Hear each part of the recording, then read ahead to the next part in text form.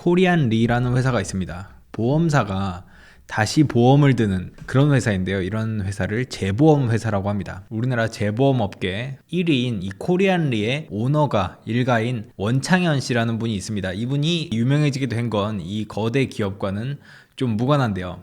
바로 코인 사업과 관계되어 있습니다. 이 원창현 씨는 임페리얼 스타 코인이라는, 들어보신 적 거의 없을 거예요. 이 임페리얼 스타 코인에 한국 지사장으로 이름을 올리면서 화제가 됐습니다. 왜냐면 이 굴지의 대기업의 이 오너가 자제였던 분이 코인 사업, 그것도 좀 듣보잡 코인 사업에 이름을 올렸기 때문인데요. 그렇기 때문에 홍보도 많이 되고, 사람들이 좀 믿을 수 있는 사람이니까 홍보도 많이 되고, 그래서 이 코인이 잘 안 됐을 때, 이 암호화폐가 잘 안 됐을 때 욕도 제일 많이 먹었습니다. 그래서 제 유튜브에서도 이분을 좀 취재해달라, 이분을 좀 알아봐달라 라는 분들이 꽤 많았었는데요. 그래서 제가 이분을 한번 직접 접촉해봤습니다. 당신이 홍보했던 그 암호화폐 어떻게 됐나요? 책임을 느끼고 계신가요? 라는 질문에 그분은 사실 나는 임페리얼 스타코인하고 큰 관련이 없다. 내가 모든 걸 다 털어놓고 싶다라는 말을 해서 그분과 한번 인터뷰를 했습니다. 그분의 주장 요지는 자신은 일정 부분 홍보만 했을 뿐 아무런 책임이 없고 또 다른 한국인 대표가 모든 책임이 있다. 그렇지만 자신은 도의적인 책임은 지겠다라는 내용이었습니다. 과연 이분은 어떤 얘기를 했을까요? 한번 들어보시죠. 오늘은 많은 분들이 취재 요청을 했던 원창현 씨를 알아보는 과정 중에서 본인이 직접 차라리 내가 출연해서 해명을 하겠다라고 하셔서 직접 출연을 하셨습니다. 오늘 어떤 말을 하실지 일단 한번 들어보시죠. 네, 안녕하세요. 한때 화제가 되었던 임페리얼 스타 코인 사기설에 이제 부끄럽게도 대표로 앉아있던 원창현입니다. 일단 제가 이 자리에 나온 것은 많은 분들이 저에게 이제 있어서 코인을 들고 사람들의 돈을 가지고 가고 기망하는 행위를 한 사기꾼으로 많이 알고 계셨어요. 그 사람들에게 편취한 돈으로 사치를 하고 다니고 고가의 외제차를 타고 다니는 등 저의 개인적인 이제 영리 활동을 위해서 그런 사기 활동을 했다라고 알고 계신 분들이 많아서 그에 대해서 제가 어떻게 보면 핑계로 들리실 수도 있지만 제가 지금까지 들으지 못했던 그런 진실에 대해서 좀 말씀을 드리고자 용기 내서 김 기자님을 찾아뵙게 됐습니다. 어디부터 설명을 하실 건가요? 일단은 제가 어떻게 해서 이쪽 코인 쪽에서 ICO를 시작하게 됐고 이제 어떻게 해서 이 사업을 시작하게 되었으며 그리고 어떻게 지금 이런 피해자가 나왔는지에 대해서 제가 알고 있는 바를 그대로 다 거짓 없이 말씀드릴 것입니다. 그러니까 원창현 씨는 많은 기사에서 어떤 대기업의 3세로 유명한데 이분이 자신의 명성을 이용해서 임페리얼 스타 코인을 많은 사람들에게 판매를 해서 피해를 줬다. 이런 식의 기사가 나오고 있습니다. 인정하시나요? 예, 인정합니다. 많은 사람들이 알고 있는 바로는 제가 이제 임페리얼 스타 코인을 이용해서 사람들을 기망하여 돈을 편취하여 사용했다고 하는데 일단 결론부터 말씀드리자면 저는 임페리얼 스타 코인으로 인해 투자받은 돈의 금액의 한 1원 한 푼도 제 개인적으로 제 통장으로 가져간 적은 없고요. 다만 제 잘못이 있다면 사람들로 하여금 저의 얼굴을 보고 믿게 하여 코인에 투자를 하게 했던 점은 제가 반성하고 있습니다. 어쨌건 본인이 돈은 안 가져갔다는 거네요. 예, 돈은 가져간 적이 없습니다. 제가 돈을 가져간 적이 없지만 투자되게 하는 과정에 있어서 저의 역할이 컸다는 것은 인정합니다. 자신의 명성이나 위치나 이런 것 때문에 예. 임페리얼 스타 코인에 가담하게 된 계기는 뭔가요? 임페리얼 스타 코인에 가담하게 된 계기는 사실은 이제 많은 분들이 제가 코인 시장을 우리나라에 처음 이제 유행을 타기 시작했을 때 제가 개인 투자로 인해서 수익을 굉장히 많이 낸 것을 제가 인스타그램에 인증을 하고 사람들에게 이제 보여주기도 하는 등 이렇게 제가 개인적으로 개인 투자로 인해서 수익이 생기다 보니까 어느 정도 자신감이 생겼고 저는 제 자신의 이름을 딴 코인 블록체인 벤처 캐피탈 회사를 만들고 싶어서 신모 씨를 찾아간 적이 있었습니다. 그분이 당시에 태국에 계셨고 그분이 이제 금전적으로 여유가 있으시다 하니까 개인적으로 투자를 받아서 그 투자금으로 인해서 제가 회사를 설립하고 싶은 생각이 있었는데요. 그분을 만나 뵙게 된 후로 여러 이야기를 하다 보니까 벤처 캐피탈을 만들고 싶었던 처음의 의도와는 달리 이제 그분께서 진행하시던 임페리얼 코인 제작에 함께 참여하게 되었습니다. 태국에 있는 그분을 어떻게 알고 찾아왔어요? 저는 이제 신 씨를 송 씨를 통해서 알게 되었습니다. 송 씨도 제가 개인적인 자리에서 처음 본 사람이었는데 그 자리에서 송 씨가 신 씨에 대한 이야기를 하면서 그분이 이제 자본적으로 여유가 되시니 당신께서 하고 싶은 사업이 있다면은 혹시 제안을 해보면 어떻지 않겠냐, 좋지 않겠냐라는 이야기를 들어서 제가 태국으로 가서 만나게 되었습니다. 그러니까 송 씨라는 사람이 자기가 아는 형인 신 씨라는 사람을 소개시켜줘서 네. 한번 만나봐라. 네. 네가 네 이름을 딴 코인 캐피탈을 만들고 싶다면 네. 그 사람한테 한번 돈을 좀 땡겨봐라. 이런 식의 제안을 들어서 태국까지 가서 만나게 된 거네요. 네. 그 그 당시 제가 A4 용지 7장에 빽빽하게 사업 설명서까지 썼어요. 사업 계획서까지. 그래서 거기서 태국에서 만났나요? 네, 만나서 보여드렸죠. 보여드렸는데 그 당시 신 씨는 그런 벤처 캐피털에 관심이 없었던 것 같아요. 읽어보고 그냥 그렇구나 하는 정도로 넘어갔고요. 그러다가 이제 그분 집에서 밥도 먹고 술도 먹고 놀고 전 한국에 돌아왔고요. 이제 그분께서는 이제 저희 컨디션을 그때 알았죠. 저희 집안이 어떤 일을 하는지에 대해서 네. 체크를 하셨을 거고요. 네. 그럼 이제 그분께서는 저를 이용해서 어떻게 사업을 이용해야 될지 아마 머릿속으로 구상을 하셨을 거예요. 그래서 이제 며칠 지난 후에 저에게 본인이 중국 쪽에 라인이 닿았다.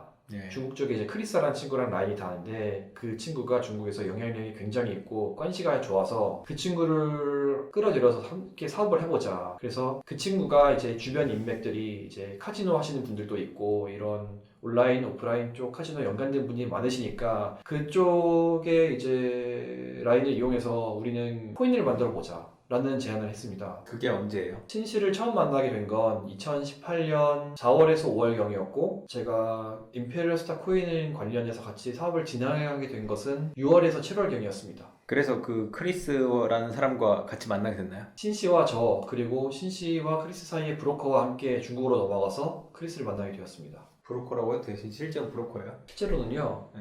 임페리얼 스타 코인에 20% 지분 있는 사람이에요. 신 씨 40%, 이 사람 20%, 크리스 40%. 저는 그 상황에서 1점 몇 프로씩 떼가지고 제가 마지막에 들어온 거라서 4%. 그러니까 애초에 저는 없었어요, 지분이. 브로커가 크리스를 소개시켜준 거예요, 신씨에게. 그래서 신씨가 행사 같은 거 했거든요. 그런 행사 비용은 신씨가 냈대요, 제가 알기로는. 신씨가 행사를 해서 그런 돈을 내고 40% 지분, 크리스가 40% 지분, 그 브로커가 20% 지분인데 저를 끼워들이면서 인해서 더 사업이 잘 되고 한국에서 마케팅이 될 것 같으니까 너에게 지분을 줄게, 너가 들어와, 대표가 돼, 지분을 좀 나눠줄게 라고 해서 4%를 주게 된 거예요. 지분을 4%를 준다고 했지만 실제로 제가 갖고 있는지는 잘 모르겠어요. 갖고 있는지 잘 모르겠고 다만 뭐 여권을 찍어서 보내라고 하니까 여권을 찍어 보내줬죠. 그 당시 해외에서 영상통화가 왔어요. 여권과 제 영상통화상에 제 얼굴이 맞는지 대조하는 작업을 하긴 하더라고요. 근데 그게 진짜 지금 와서 느끼기에는 그런 그 관련 전문가가 정말 대조를 하려고 전화를 한 건지 아니면 저에게 믿음을 주기 위해서 뭐 고용을 한 것인지는 저는 지금은 잘 모르겠습니다. 어쨌건 다시 원래대로 돌아간다면 네. 그렇게 해서 중국에서 만났어요. 네. 그래서 무슨 얘기를 했나요? 중국에서 이제 크리스가 본인의 사무실을 데려갔어요. 네. 그 크리스가 하고 있는 일은 중국에서 MMC라는 격투기 단체를 하고 있어요. 외국어로 치면 UFC. 그 중국에서 큰 격투기 단체를 운영하는 CEO인데 그 친구가 이제 중국 쪽에 관시가 좋다. 네. 특히 그런 카지노 쪽 이쪽에 관시가 좋다라고 어필을 하면서 그 당시 제가 중국 처음 갔을 때 보여준 게 그거예요. 캄보디아 자료.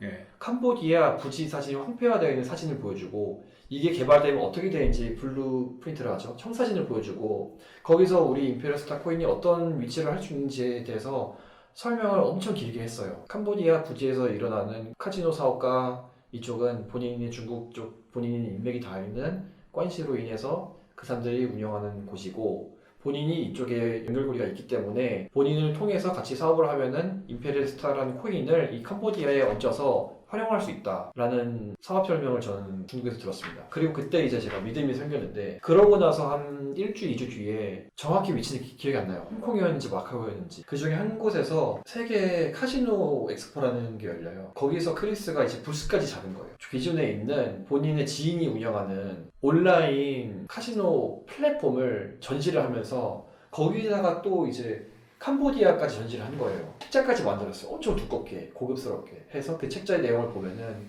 임페리얼 스타 코인 내용이 나오고 캄보디아의 청사진이 나오고 여기서 어떻게 사업에 이용이 될 건지 어떻게 가능한 건지 이거를 어떻게 온라인 플랫폼에 접목할 것인지에 대한 설명이 나와 있어요. 그래서 그걸 보면서 또 좀 더 확신이 들었어요. 진짜구나. 네, 진짜구나. 이렇게 엑스포까지 나와서 실존하고 있는 온라인 플랫폼까지 거기서 같이 합작해서 부스를 만들어서 하고 있는데 진짜겠구나 저는 생각을 했죠. 그렇게 해서 이제 한국 대표를 맡게 된 거네요. 네. 그 상황을 믿고. 네. 그렇게 해서 뭐 지분을 받았습니까? 지분을 저에게 준다고 하여서 받았는데 실질적으로 제가 도장을 찍거나 인감을 사용한 것은 없고 제가 지분을 받는다는 증거가 될 수 있겠구나라고 생각한 것은 제가 여권을 보내준 것과 그 여권을 이용해서 해외에서 여권 대조 작업을 하는 영상통화를 하는 것, 그것만으로 저는 제가 지분이 있겠구나라고 믿었고, 애시당초에 그 당시에는 그게 아니더라도 저는 그 사람들에 대한 믿음이 있었으니까 같이 비즈니스라는 파트너로 생각했지, 제가 뭐 이런 쪽에서 이용을 당한다는 생각을 안 했기 때문에 그냥 저는 한치의 의심도 없이 믿고 있었습니다.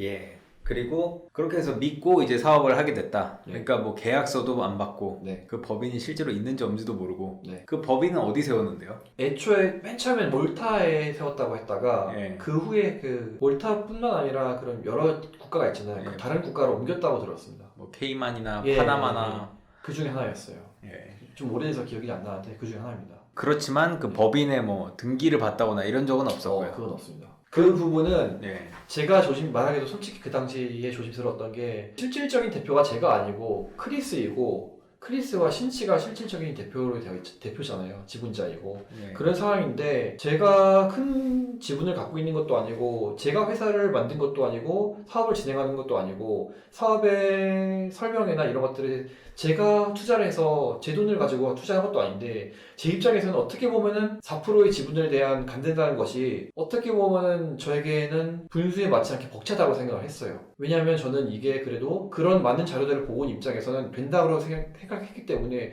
이렇게 큰 사업이 진행되는데 내가 4%의 지분을 갖고 대표이사가 되는 것만으로도 굉장히 저에게 행운이라 생각했어요, 저는.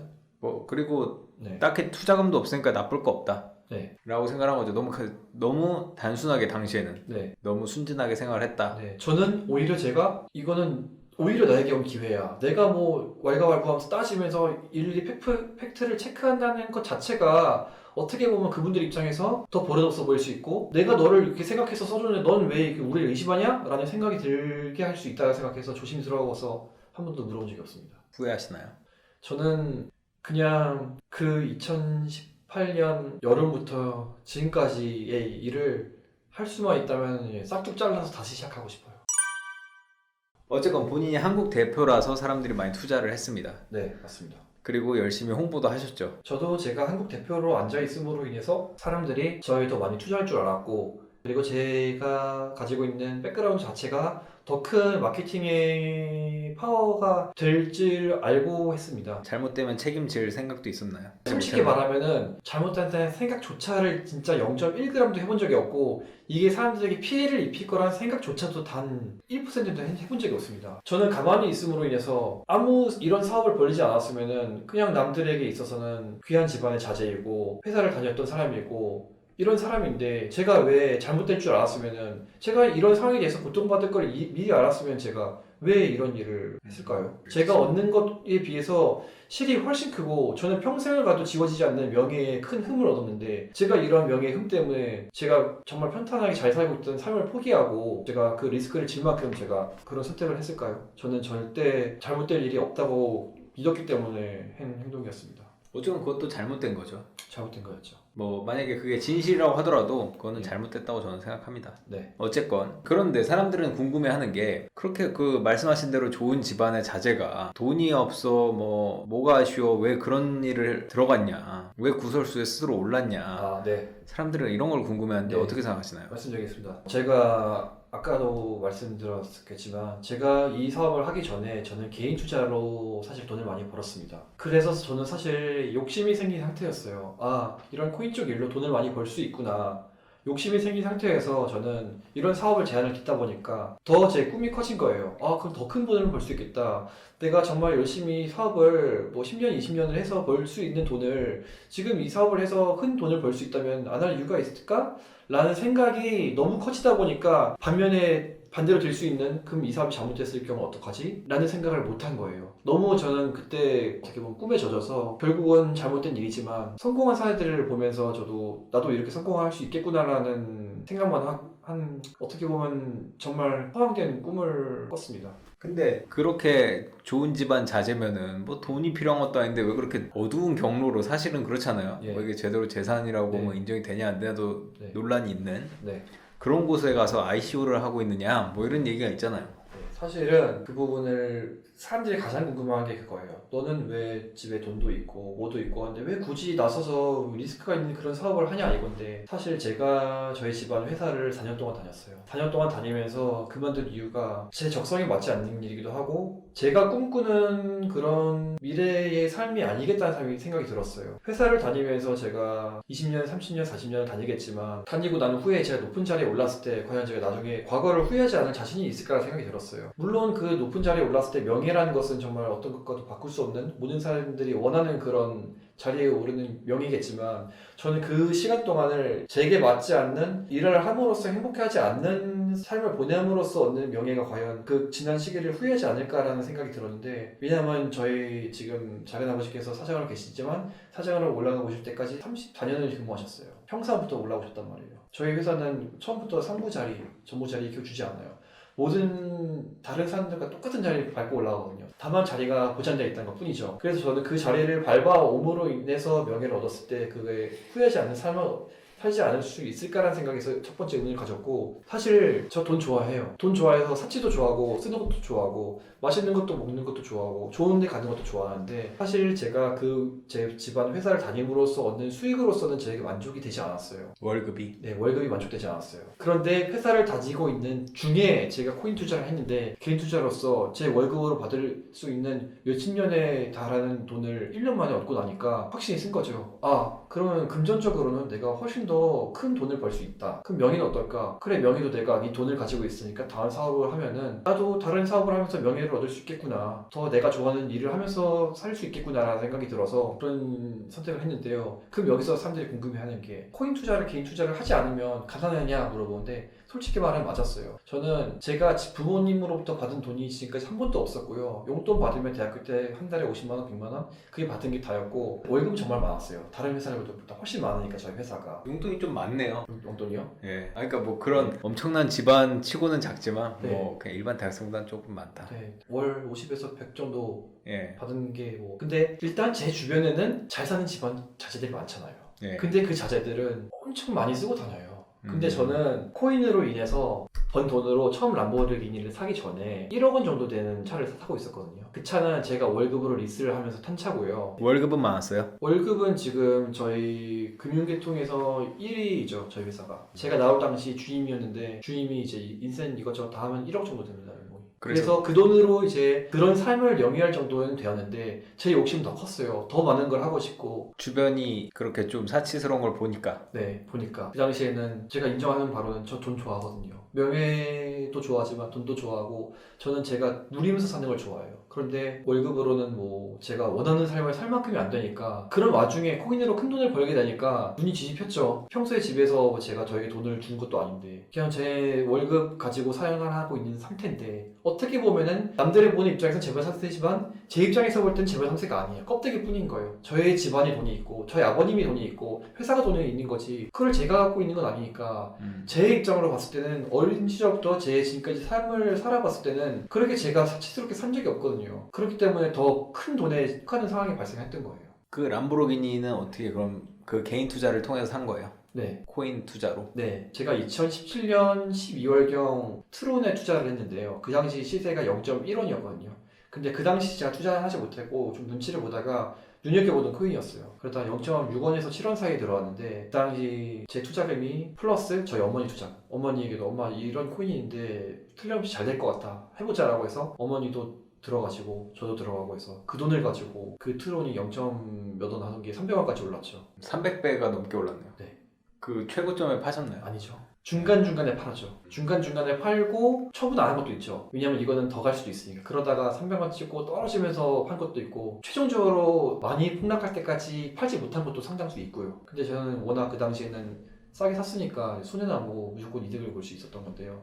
그 돈으로 가지고 저는 람보르기니를 샀어요. 네, 다시 처음으로 돌아와서. 네. 그럼 그때 이제 뭐 카지노 사업하겠다 뚝딱뚝딱 했어요. 네. 언제 그럼 그게 사기인 줄 아셨나요? 사기인 줄 알았던 게 올해 7, 8월쯤입니다. 2019년. 네, 사기인 것 같다라고 생각하는 것도 사실은 제 생각이고, 어떻게 보면 사실 사업가랑 사기꾼이랑 종이 한 장 차이잖아요. 저는 그분들의 의중을 몰라요. 그분들은 처음에 정말 사업을 진행하려 했을 수도 있어요. 왜냐하면 투자금 대비해서 ICO가 성공하면 엄청나게 큰 돈을 벌잖아요.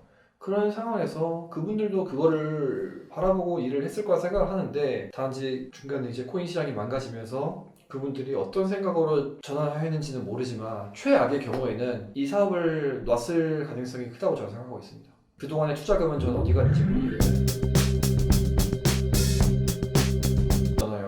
그런 상황에서 그분들도 그거를 바라보고 일을 했을 거라 생각을 하는데, 단지 중간에 이제 코인 시장이 망가지면서 그분들이 어떤 생각으로 전환했는지는 모르지만 최악의 경우에는 이 사업을 놨을 가능성이 크다고 저는 생각하고 있습니다. 그동안의 투자금은 저는 어디 갔는지 모르겠어요.